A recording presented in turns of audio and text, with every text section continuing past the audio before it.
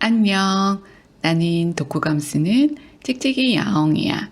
내 독후감을 너희들에게 이야기해 줄게. 이번 3부에서는 우리가 물리적으로 할 수 있는 일, 그리고 많은 이들이 공감할 수 있는 치유 방법에 대해 이야기해 줄게. 음식이 약이 되고 약이 음식이 되게 하라. 히포크라테스. 고대의 지혜 전통 대부분은 음식이 약이고 자연이 건강과 치유의 열쇠를 주고 있다고 믿어. 그럼 어떤 음식이 적합할까? 우리는 복합 유기체이며 따라서 어떤 한 가지 식이요법이 모든 개인들에 통용되지 않지만 대체적으로 자연 상태의 통식품에는 영양과 치유상의 장점이 매우 많아. 생활의학 전문가인 마크 에머슨 박사는 채식 위주의 통식품 식단을 추천해. 야채와 과일, 콩과 식물, 즉 기본적으로 파이토 뉴트리언트, 식물만이 가지는 영양소지와 항산화제가 풍부한 음식을 말하지. 또 다른 전문가인 앤서니 윌리엄은 여러 가지 자가 면역 및 원인 불명의 질환을 유발하는 병원균으로 앱스타인바 바이러스가 있는데 이 바이러스의 먹이가 되는 달걀, 유제품, 옥수수, 카놀라유를 끊고 또 할 수 있다면 돼지고기, 밀, 글루텐도 끊고 과일을 섭취하며 샐러리와 약초, 미네랄 B12를 첨가하는 것이 여러 가지 질병에서 낫는 첫걸음이라고 이야기하고 있어. 또한 여러 가지 식습관을 실험해 볼 때 어떤 음식이 자신에게 가장 편하게 느껴지는지 본인의 몸에 귀를 기울여야 하며 음식 일기를 써보는 것도 도움이 될 거라고 해.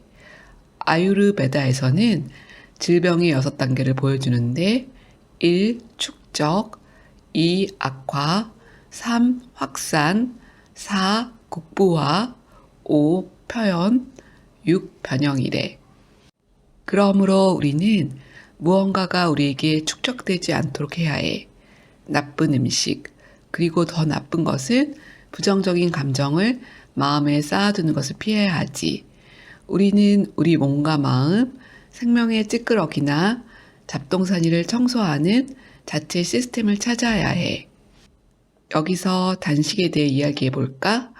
거의 모든 의료적, 종교적 체계에는 단식이라는 개념이 있어.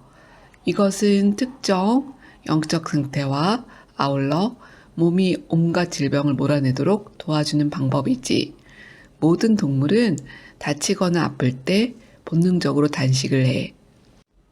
켈리 터너에 따르면 사흘간의 단식이면 우리 몸의 주요 장기 시스템이 전부 다 자정 기능을 시작한다고 해. 단식이 효과적인 것은 우리가 음식을 소화하는데 엄청난 에너지를 쓰고 있는데 이를 제거하면 그 에너지를 체내 세포의 손상을 복구하고 독소를 다량으로 배출하면서 스스로를 재정비할 수 있지.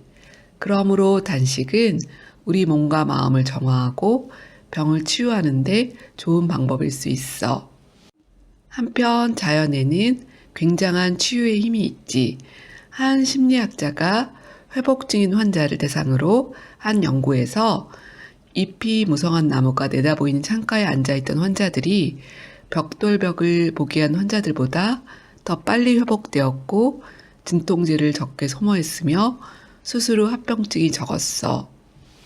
이처럼 자연을 바라보는 것만으로 치유가 이루어지지만 밖으로 나가 거대한 자연과 직접 접촉하면 그 결과가 더욱더 놀라워.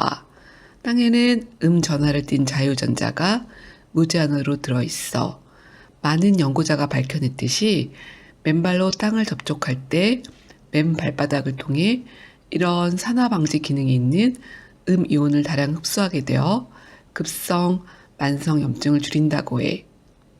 최근 연구에서도 밝혀졌지만 최소 20분 정도 그라운딩을 할 때 건강에 꽤 큰 도움을 얻을 수 있어. 잠을 더 잘 자고 상처가 빨리 낫고 스트레스가 줄고 혈압이 내려가고 통증이 줄지.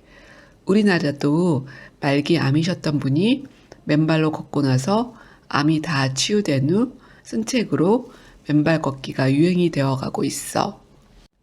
소파에 앉아 TV나 핸드폰을 볼 시간에 나가서 공원을 걸어보면 어떨까?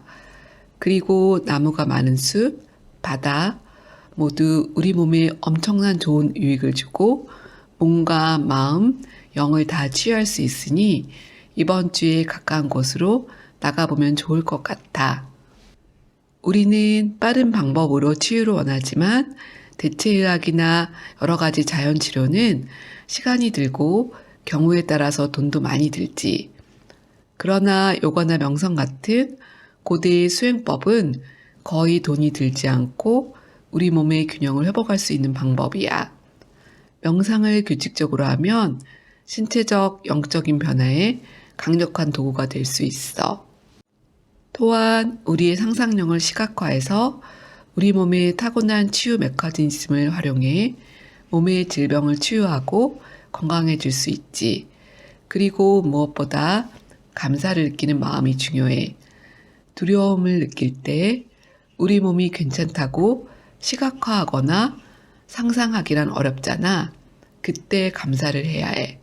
어떤 상황에서도 감사를 잊지 않는 한 우리 몸은 무언가를 받았다고 느낄 거고 그것이 치유의 시작이야. 그리고 집단의 의도와 기도가 무척 중요하다고 해. 책에서 한 예를 드는데 신장 이식 수술이 필요한 여성이 있었어. 영성센터에서 신도들이 빨리 그 여성이 이식 수술을 받게 기도하자고 하지만 목사님은 신장이 낫게 기도하는 것이 어떨까라고 얘기하겠지. 하지만 사람들은 희귀 질병이라서 꼭 신장 이식이 필요하다고 했어. 그러나 목사님은 사람들에게 오늘 아침에 일어나서 신장에게 감사한 적이 있었냐고 물어보았지. 신도들은 없다고 했고 목사님은 신도들에게 매일 화장실에 갈 때마다 신장에게 감사를 포하고 그 여성을 위해 기도하라고 권했고 그녀에게도 신장을 포함한 모든 장기에 감사하라고 했지. 그리고 마음의 과학이라는 책을 읽어보라고 추천했어. 한 달 후에 그녀의 신장은 제대로 작동하기 시작했고 이식 수술이 필요치 않았지. 집단의 의도와 기도 그리고 감사가 우리 몸에 어떤 영향을 끼치는지 보여주는 좋은 사례야. 우리 모두 누군가를 위해 합심으로 기도하고 감사를 한다면 정말 기적을 만들어낼 수 있지 않을까? 전혀 돈이 안 드는 이 일을 안 해볼 이유는 없잖아. 이 책을 읽으며 작가의 말처럼 우리에게는 무한한 가능성이 있고 한 사람 한 사람이 기적의 주인공이 될 수 있어. 그러기 위해선 무엇보다 몸과 마음, 영혼이 서로 연결되어 있음을 인식하고 몸이 건네는 언어에 귀 기울이며 마음과 영혼을 잘 돌보 사랑해야 하지. 삶을 살다 보면 모든 것이 뻔하고 당연하며 지루하고 어떤 때에는 포기하고 싶은 순간도 있지만 현재 처한 삶이 모두 우리가 끌어들인 결과이므로 이것을 다시 재정비하거나 물리치고 치유할 수 있는 것도 우리 자신임을 믿고 우리를 만드신 신성한 힘, 나는 하나님이지. 우리와 연결되어 있음을 의지하며 하나뿐인 삶을 반짝거리며 찬란하게 감사하며 사랑하고 살고 싶어. 내가 좋아하는 집사님이 이야기해 주셨어. 중보기도, 즉 남을 위한 기도의 비밀을 아느냐고. 우리는 모두 우리 자신과 내 가족을 위해 기도하잖아. 나도 그랬고 지금도 그럴 때가 많지. 그런데 그분이 말씀하시길 남을 위한 기도를 하게 되면 자기 문제는 주님께서 해결해 주신다고, 사라진다고. 우리 모두 오늘 이 순간 나만을 위한 간구, 기도가 아닌 다른 이들에게 지지와 기도를 보내주면 어떨까? 지금 이 유튜브를 듣는 너와 모든 분들이 모두 몸과 마음 영원히 감사와 행복이 넘치시길 기도드립니다. 다음 책은 에드가 앨런 포의 단편선에 있는 검은 고양이야. 그럼 다음 주에 만나. 빠빠이.